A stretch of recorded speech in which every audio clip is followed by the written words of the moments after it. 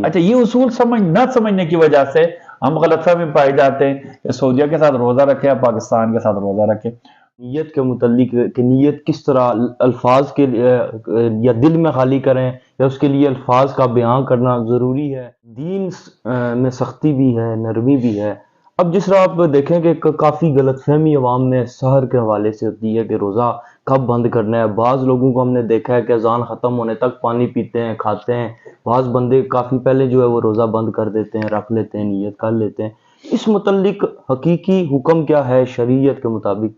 सुबह सादिक के दुखूल से पहले, ठीक है नहीं, अगर खुदा ना खाता 1 मिनट भी लेट हो गए खाते पीते रहे तो रोजा नहीं होगा। रमज़ान में लोग ज़्यादा प्रिफेयर करते हैं ज़कात देना, तो ये बताएं कि ज़कात इकट्ठी दे देनी चाहिए या किस्तों में भी दे सकते हैं? इसके मुतल्लिक क्या हुक्म है? कि पेशावर भिखारी हूँ, गदागर हूँ, काफ़ी तादाद में पाए जाते हैं, तो उनको ज़कात देना कैसा? औज़ुबिल्लाहि मिनश्शैतानिर्रजीम, बिस्मिल्लाहिर्रहमानिर्रहीम। अस्सलाम वालेकुम नाज़रीन, उम्मीद करते हैं कि आप खैरियत से होंगे। रमज़ानुल मुबारक का मुक़द्दस महीना 1-2 दिन के बाद ये महीना हमें फिर से नसीब होने को है और हमारी खुशबख्ती है कि हम इस दफ़ा फिर रमज़ानुल मुबारक के मुक़द्दस महीने को हम मनाएंगे, इबादत करेंगे, अल्लाह को राज़ी करेंगे, जो हमें हुक्म है उसके मुताबिक इसको बसर करेंगे। मेरे साथ इंतहाई खूबसूरत शख्सियत मौजूद है, आलम दीन भी हैं और हमेशा हर रमज़ानुल मुबारक को देखें या इसके अलावा दीगर भी कोई भी हम मौजू लेकर इनकी खिदमत में हाजिर होते हैं तो बहुत एहसन तरीके से रहनुमाई भी करते हैं, गाइड भी करते हैं। चूंकि रमज़ान आ पहुंचा है, मुख्तलिफ सवालात होते हैं, लोगों को कन्फ्यूजन होती हैं, उनको दूर करने के लिए हम इनकी खिदमत में हाजिर होते हैं और वो सवालात इनकी खिदमत में रखते हैं, तो ये हमें रहनुमाई फरमाते हैं कुरान और हदीस की रोशनी में।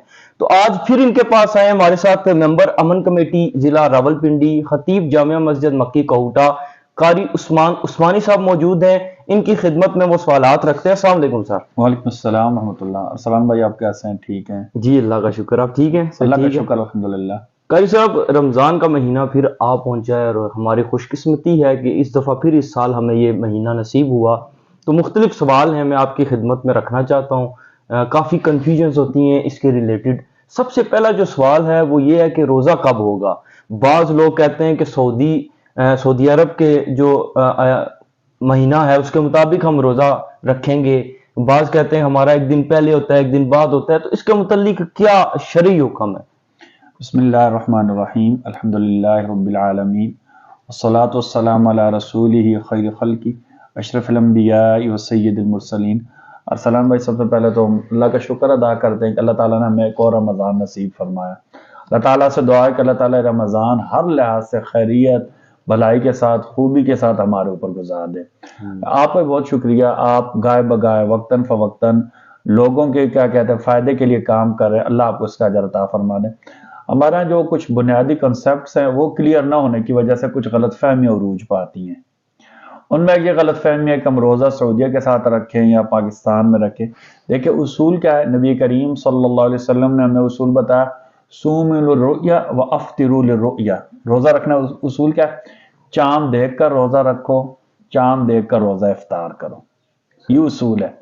अच्छा, फिर दूसरी बात हमारा गलतफहमी ये पाई जाती है, एक चीज़ होती है इसको हम कहते हैं मतला या उसकी जमा मतालिया, इसको कहते हैं इख्तिलाफुल मतालिया। इख्तिलाफुल मतालिया का मतलब होता है कि चूंकि दुनिया बहुत बड़ी है, बस आकर चांद घूमता हुआ एक इलाके में नजर आता है, दूसरे इलाके में नजर नहीं आता। सही। अच्छा, ये उसूल न समझने की वजह से हम गलतफहमी में पाए जाते हैं कि सऊदीया के साथ रोजा रखे या पाकिस्तान के साथ रोजा रखे। तो जिस मुल्क में मैं रहता हूं इसके मतला के मुताबिक जब चांद नजर आएगा फिर मैंने रोजा रखना है। इसमें यह भी है ना कि रियासत जब हुक्म कर देती है तो हम सब पर यह लाजिम है कि उसको मानना। उसमें आपको बताता हूँ, पाकिस्तान में बहुत अच्छा इंतजाम है चांद देखने का, ठीक है जी। अच्छा, वहाँ बाकायदा हमारी जो वज़ारतुल औक़ाफ़ है उसमें जो उलमा किराम भी होते हैं, जो फल्कियात के माहिरीन हैं वो भी होते हैं, जो साइंसी इदारे और तकनीकी मदद फराहम करते हैं जिसके मुताबिक चांद देखा जाता है, ठीक है जी। तो बाज़ लोग जिद की वजह से या इनाद की वजह से अगर इसकी मुखालफत करते तो हमारे पास उनका इलाज तो नहीं है, लेकिन हमारा बेहतरीन इंतज़ाम है और पूरी जिम्मेदारी के साथ ये फरीज़ा सर अंजाम दिया जाता है। तो उसूल क्या है? चांद देखकर रोज़ा रखना, चांद देखकर जो है ना इफ्तार करना यानी ईद करना। تو جب ہمارے ہاں چاند نظر آئے گا تب ہم روزہ رکھیں گے. اب اس کے لیے میں خود نہیں دیکھوں گا بلکہ کیا کروں گا, ہمارے ہاں اگر انتظام ہے تو میں نے اس کے مطابق روزہ رکھنا ہے. جب ہماری کیا کہتے ہیں رؤیت ہلال ہوتی ہے, وہ فیصلہ کر دے کہ چاند نظر آ گیا تو میں روزہ رکھ لوں گا, یہ آسان ترین بات ہے. اور اس میں مطالعے کا اختلاف ہے. جس میں آپ کو مثال دیتا ہوں نا, بر ربیع الاول ہم کس کے مطابق بناتے ہیں؟ سعودی کے مطابق بناتے ہیں یا پاکستان کے مطابق بناتے ہیں؟ پاکستان کے مطابق کرتے ہیں. جب وہ اس کے مطابق کر سکتے ہیں پاکستان کوئی بھی ایسے عام ہے وہ پاکستان کے مطابق ہی ہوتا ہے, تو یہ روزہ بھی ہم نے پاکستان کے مطلع کے مطابق رکھنا ہے جب یہاں چاند نظر آ جائے گا. ٹھیک ہے قاری صاحب نیت اچھا, یہاں سے ایک اور بات, ہمارے یہاں کو ہوتا ہے کہ چاند اتنا موٹا تھا, چاند اتنا پتلا تھا, تو لوگوں کو پتہ نہیں ہوتا.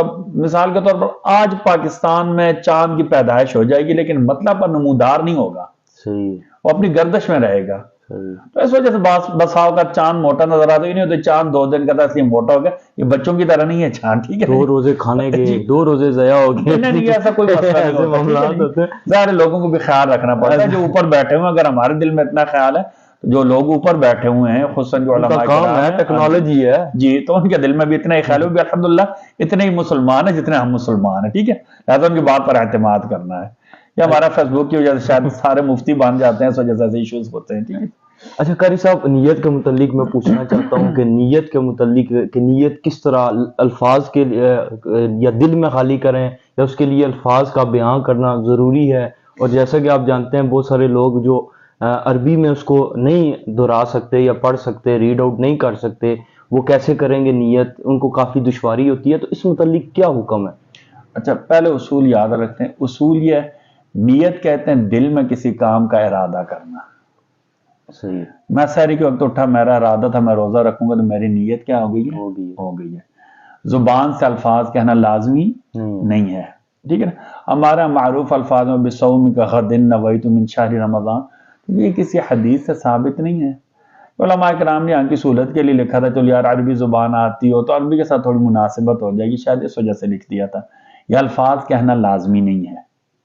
میں نے دل میں سحری وقت اٹھا, میرا ارادہ تھا میں روزہ رکھوں گا, تو بس میری نیت ہو گئی ہے. ٹھیک ہے, بات سمجھ آ گئی نا؟ اچھا, دوسری بات کہ کبھی کبھی ہوتا ہے مثلا میں سویا رہ گیا, انسان ہے, میں سویا رہ گیا تو میں نے نیت نہیں کی, تو شرعی لحاظ سے جو روزہ ہوتا ہے نا, نصف النہار شرعی, نصف النہار شرعی کہتا ہے شرعی آدھا دن کس وقت ہوتا ہے؟ طلوع فجر سے لے کر غروب آفتاب تک پورا شرعی دن ہوتا ہے. اس کے درمیان کو کیا کہتے ہیں؟ نصف النہار شرعی. ایک بندہ ہے جس کو ہم اپنی زبان میں کہتے ہیں زوال کا وقت شروع ہونا. ٹھیک ہے جی. اچھا, تو کسی بندے نے سحری وقت نیت نہیں کی تھی, سویا رہا, 8 بجے اٹھا, 9 بجے اٹھا, 10 بجے اٹھا, اسی وقت اٹھ کر نیت کر لے. ٹھیک ہے نہیں, تو اور اگر اس نے کچھ کھایا پیا نہ ہو تو کیا کہتے ہیں مغرب تک نہ کھائے پیے روزے کی نیت سے, روزہ رکھنے کی نیت سے, تو اس کا روزہ صحیح تصور ہوگا. آسان الفاظ میں سمجھ لیں, نیت کہتے ہیں دل کے ارادے کو, زبان سے الفاظ کہنا لازمی نہیں ہے. ورنہ اپنی زبان میں کہتے ہیں اللہ میں روزے کی نیت کر رہا ہوں, اردو میں کہہ دیں. ٹھیک ہے جی. اچھا, وہ تو ہر زبان سمجھنے والا ہے نا. دوسری بات کہ اگر کوئی بندہ سویا رہ گیا, سحری اس نے نہیں کی, ٹھیک ہے, تو وہ کیسے کرے گا؟ تو نصف النہار شرعی سے پہلے, جو پورے رمضان میں ہمارے کوٹہ شہر میں ہم نے جو اپنی مسجد کا کیلنڈر چھپوایا ہے, ہم نے ایک ایسٹیمیٹ لگایا تقریباً 11:10 سے پہلے. یہ میں آپ کو بتا رہا ہوں, ٹھیک ہے نا. اصول کا نصف النہار شرعی, لیکن 11:10 سے پہلے نیت کر لے تو اس کا روزہ صحیح ہوگا. بڑی خاص بات آپ نے بتائی ہے. اچھا قاری صاحب, اسی کے متعلق ریلیٹڈ کوشچن ہے کہ دین میں سختی بھی ہے, نرمی بھی ہے. اب جس طرح آپ دیکھیں کہ کافی غلط فہمی عوام میں سحر کے حوالے سے ہوتی ہے کہ روزہ کب بند کرنا ہے. بعض لوگوں کو ہم نے دیکھا ہے کہ اذان ختم ہونے تک پانی پیتے ہیں, کھاتے ہیں. بعض بندے کافی پہلے جو ہے وہ روزہ بند کر دیتے ہیں, رکھ لیتے ہیں, نیت کر لیتے ہیں. اس متعلق حقیقی حکم کیا ہے شریعت کے مطابق؟ قرآن کریم کی آیت ہے, اللہ تعالیٰ نے فرمایا وَكُلُوا وَاشْرَبُوا حَتَّى يَتَبَيَّنَ لَكُمُ الْخَيْطُ الْأَبْيَضُ مِنَ الْخَيْطِ الْأَسْوَدِ مِنَ الْفَجْرِ. قرآن کریم میں اللہ تعالیٰ نے روزہ کے بند کرنے کو اصول بتایا, اس وقت تک کھاؤ پیو جب تک جو ہے نا کیا کہتے ہیں طلوع فجر نہ ہو جائے. یہ میں آپ کو آسان ترجمہ بتا رہا ہوں, ٹھیک ہے, جو الفاظ کا ترجمہ یہ وہ نہیں ہے, ٹھیک ہے, جو صحیح مطلب بتا میں آپ کو بتا رہا ہوں. صبح صادق تک, موجودہ دور میں ٹیکنالوجی بہت زیادہ عام ہے، ہر گھر میں کیلنڈر ہے، ہر کمپنی نے کیلنڈر بنایا ہو، ہر دکاندار نے اپنے لیے کیلنڈر بنایا ہو، آج کل تو مشکل ہی نہیں ہے۔ صحیح بات ہے۔ اس میں 2 وقت لکھے ہوتے ہیں، وقت سحر یا امساک۔ امساک کا لفظ مطلب بند کرنا۔ تو جو امساک کا وقت ہوتا ہے وہ صبح صادق سے 4 یا 5 منٹ کا پہلے احتیاطاً لکھا ہوا ہوتا ہے تاکہ کسی لحاظ سے کوئی شبہ نہ رہے۔ کیلنڈر دیکھ لیں، ہر مسجد میں کیلنڈر لگا ہوا ہے، موبائل میں پتہ چل جاتا ہے کون سے شہر میں آج سحری کا وقت کیا ہوگا، صبح صادق کا وقت کیا ہوگا۔ اصول کیا ہے؟ صبح صادق شروع ہونے سے پہلے ہم نے کیا کرنا ہے؟ روزہ بند کر لینا ہے۔ اچھا، اذان کا تعلق روزہ کے بند کرنے سے نہیں ہے، اذان نماز کی اطلاع کے لیے ہے۔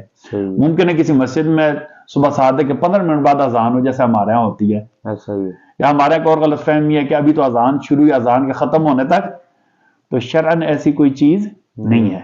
اصول کیا ہے؟ آسانی کے لیے ہر مسجد میں کیلنڈر دیکھ لیں، صبح صادق کا وقت کیا ہے، تو احتیاطاً اسے 2-3 منٹ پہلے روزہ کیا کر دیں؟ بند کر دیں۔ ٹھیک ہے، نہیں اصول ہے۔ روزہ کب بند کرنا ہے؟ صبح صادق کے دخول سے پہلے۔ ٹھیک ہے، نہیں اگر خدا نہ خواستہ 1 منٹ بھی لیٹ ہو گئے، کھاتے پیتے رہے، تو روزہ نہیں ہوگا۔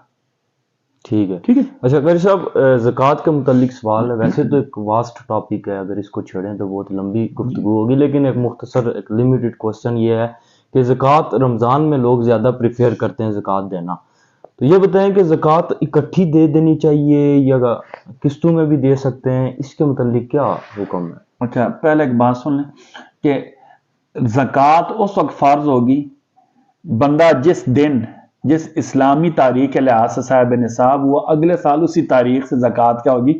مثلا 1 محرم کو بندہ صاحب نصاب ہوا، اگلے سال 1 محرم کو اس کے اوپر پورا سال صاحب نصاب رہا، بیچ میں مال ختم نہیں ہوا، تو اس کے اوپر زکوٰۃ فرض ہوگی۔ تو مجھے جو لگتا ہے چونکہ رمضان میں چیزوں کا اجر زیادہ ہوتا ہے، دوسرا نبی کریم صلی اللہ علیہ وسلم نے رمضان کو ہمدردی کا مہینہ کہا ہے، اور آپ صلی اللہ علیہ وسلم کو معمول یہ تھا، حدیث شریف میں آتا ہے کہ آپ صلی اللہ علیہ وسلم رمضان میں اتنے سخی ہو جاتے تھے جیسے چلتی ہوا کی لہریں ہوتی ہیں۔ کیا بات ہے۔ اجود من الریح المرسل حدیث شریف میں الفاظ ہیں، تو شاید اسی نسبت سے لوگ جو ہے نا رمضان میں زکوٰۃ دیتے ہیں، ٹھیک ہے نا، لیکن بہتر یہ ہے کہ آپ اپنا حساب لگا لیں کہ فلاں وقت میں میرے اوپر زکوٰۃ فرض ہے، میں نے دینی ہے، بے شک رمضان میں دے دیں، اس میں شریعت نے وسعت دی ہے۔ تو دوسرا بات یہ ہمارے ہاں یہ کہ زکوٰۃ اکٹھی ہی دینی ہے، ٹھیک ہے، تو یہ شاید غلط فہمی پر مبنی ہے۔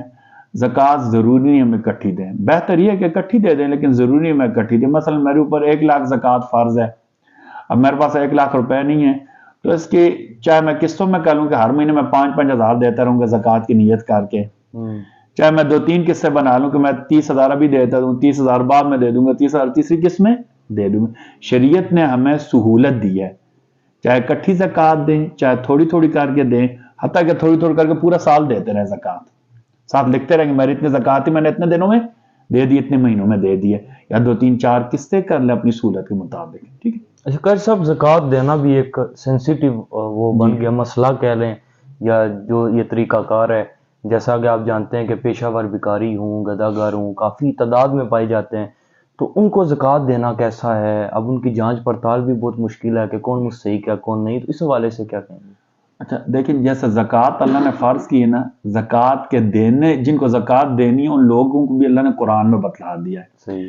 اگر یہ ریفرنس آپ یاد کر لیں بڑی آسانی ہوگی، قرآن کریم 10واں پارہ سورہ توبہ آیت نمبر 60، اللہ تعالیٰ نے 8 بندے بتا دیے جنہیں ہم نے زکوٰۃ دینی ہے۔ صحیح۔ اچھا، یہ نمبر 1۔ دوسرا اصول یہ ہے کہ سب سے پہلے جو میرے اقربا ہیں، میرے قریبی ہیں، میں نے انہیں زکوٰۃ دینی جنہیں میں جانتا ہوں، چاہے میری کوئی بہن غریب ہے، چاہے میرا کوئی بھائی غریب ہے، چاہے میرا کوئی بھانجا غریب ہے، چاہے میرا کوئی بھتیجا غریب ہے، چاہے میرا چچا کوئی غریب ہے، ٹھیک ہے۔ پہلے قریبی رشتہ دار، اڑوس پڑوس، محلے دار، ٹھیک ہے۔ اگر ہم اس اصول پر عمل کریں نا تو ہماری کئی ساری ٹینشنیں ختم ہو جائیں گی۔ اب رہا یہ سوال کہ رمضان میں ایک جھرمٹ آ جاتا ہے، جم غفیر آ جاتا ہے، تو ہمارے اکثر علماء نے لکھا ہے حالات کی روشنی میں یہ پیشہ ور جو لوگ ہوتے ہیں نا، ٹھیک ہے نا، جو پیشہ ور گداگر ہوتے ہیں ان کو زکوٰۃ دینے سے زکوٰۃ ادا نہیں ہوگی، صحیح ہے، ٹھیک ہے، میں آپ کو آسانی کے لیے بتا، تفصیلات ہم نہیں بتاتے یا ہم جزیات نہیں جاتے. وہ ایک الگ ٹاپک ہم جی. رکھیں گے اس میں. پیشہ گداگر کو زکوٰۃ نہیں دینی، اس کی تو حوصلہ شکنی کرنی چاہیے، ایسا ہی اس کی حوصلہ شکنی کرنی چاہیے. جو سفید پوش لوگ ہیں، میرے پڑوسی ہیں، میرے رشتہ دار ہیں، میں انہیں زکوٰۃ دوں. دوسرا آسان، اللہ نے ہمیں ایک بڑی سہولت دی ہے کہ اگر وہ نہیں تو ہمارے ہاں تقریباً ہر جگہ مدارس پائے جاتے ہیں صحیح ہے. جو میرے سامنے ہوتے ہیں، جنہیں میں ہر وقت چیک کر سکتا ہوں. وہاں جو مستحق طلبہ ہیں، ان کے محتمیم یا وہاں کے انچارج کی وساطت سے میں انہیں زکوٰۃ دے دوں. ہمارا بعض رفاعی تنظیمیں کام کر رہی ہوتی ہیں جن کو میں جانتا ہوں کہ واقعی یہ زکوٰۃ صحیح طریقے سے لگا، میں انہیں دے دوں نا. صحیح ہے. جہاں پہ آپ کا اعتماد ہو، جہاں میرا اعتماد ہو، جنہیں میں جانتا ہوں. سب سے پہلے اپنے رشتہ دار، اس کے بعد ہمسائے، ٹھیک ہے نہیں، اور اس کے بعد کیا کہتے ہیں میرے قریب میں جو مدارس وغیرہ وہ، یا پھر جو میرے اپنے شہر کی تنظیم ہے، سب سے بہتر میں انہیں دوں. بجائے سے ایک پیشہ ور آ جاتا ہے گداگر، ٹھیک ہے نا. اس کا ایک طریقہ ہے کہ ان کو ویسے 5-10 روپے دے جیسے ہمارا معمول ہوتا ہے. ٹھیک ہے، کسی کو خالی نہیں لوٹانا، جی دے دیں آپ. ٹھیک، وہ تو اللہ نے دیا ہوا، اس کو دیگر مال میں سے دے دینا. دیکھیں زکوٰۃ 40 حصہ 39 حصے تو میرے پاس آلریڈی ہیں نا، تو 39 حصوں میں بھی دینا چاہیے. یہاں سے میں رک کر آپ کو بات بتاؤں کہ ایک شرعی اصول یہ ہے نا کہ اولاد والدین اولاد کو زکوٰۃ نہیں دے سکتے. ٹھیک ہے، مثلا بیٹا باپ کو، باپ بیٹے کو، اس سے اوپر تک جائیں، نانا نانی، دادا دادی، پوتے پوتے، نواسی نواسی، کیونکہ ہم ایک دوسرے کے حقیقی وارث ہیں اور ایک دوسرے کے کفیل ہمیں ہونا چاہیے. 39 سے مال میں سے ان کے اوپر خرچ کرنا ہے. ایسے جو سادات ہیں، سادات بنی ہاشم، اس میں 5 خاندان ہیں، ان کے احترام کی وجہ سے انہیں زکوٰۃ نہیں دینی. دیگر جو 39 حصے مال ہیں ان میں سے ان کی اعانت اور مدد کرنی ہے. اسی طرح جو پیشہ ور گداگر آ جاتے ہیں، ہر بندے کی خواہش ہوتی ہے، ٹھیک ہے نا، ان کو نفلی کوئی صدقہ دے دے. اچھا سلام بھائی، یہاں سے ایک اور بات میں آپ کو کہہ دوں، نفلی صدقہ تو غیر مسلم کو بھی دے سکتے ہیں، لیکن جو فرض زکوٰۃ ہے نا، یہ غیر مسلم کو بھی نہیں دینی ہے. یہ ہمارا غلط فہمی بھی پائی جاتی ہے. دیگر ان کی مدد کر دیں، لیکن غیر مسلم کو فرض زکوٰۃ نہیں دینی ہے. ٹھیک ہے، کافی احتیاط برتنی ہے. احتیاط کرنی ہے. بہت شکریہ قاری صاحب. زکوٰۃ کے متعلق خاص کر کے اور صدقات جو ہم دیتے ہیں، اس متعلق ہم ایک الگ پروگرام بھی رکھیں گے. بہت شکریہ آپ کے قیمتی وقت کا. امید کرتے ہیں جی کہ آپ کی رہنمائی ٹھیک طرح سے قاری عثمان عثمانی صاحب نے کی ہوگی. اس کو صرف اپنے تک محدود نہ رکھیں بلکہ ہر مسلمان تک پہنچائیں تاکہ وہ رمضان کے مقدس مہینے میں رمضان سے قبل ہی تیاری کر سکے. زکوٰۃ کے متعلق، روزے کے متعلق اور دیگر جو ہم نے سوالات کیے ہیں وہ بھی یہ جان سکے. اس کو شیئر بھی کریں. اجازت دیجیے، خدا حافظ. بے شک آخر میں میرا نام دے دیں یا نمبر دے دیں کہ کسی نے کوئی مسئلہ پوچھنا ہو زکوٰۃ کے متعلق یا رمضان کے متعلق، ہم ان کی رہنمائی کے لیے ہر وقت حاضر ہیں. جی بالکل، نمبر کیپشن میں، نام بھی کیپشن میں، آپ ان سے کانٹیکٹ کر سکتے ہیں. اس کے علاوہ کوئی بھی آپ کو اگر ایشو ہے ریلیٹڈ ٹو اسلام یا میرے خیال سے دنیاوی لحاظ سے بھی کوئی ایشو ہے تو آپ قاری عثمان عثمانی صاحب سے رابطہ کریں. مکمل شرعی آپ کی رہنمائی بھی فرمائیں گے، آپ کو سیٹسفائی بھی کریں گے. اجازت دیجیے، خدا حافظ. پاکستان زندہ باد.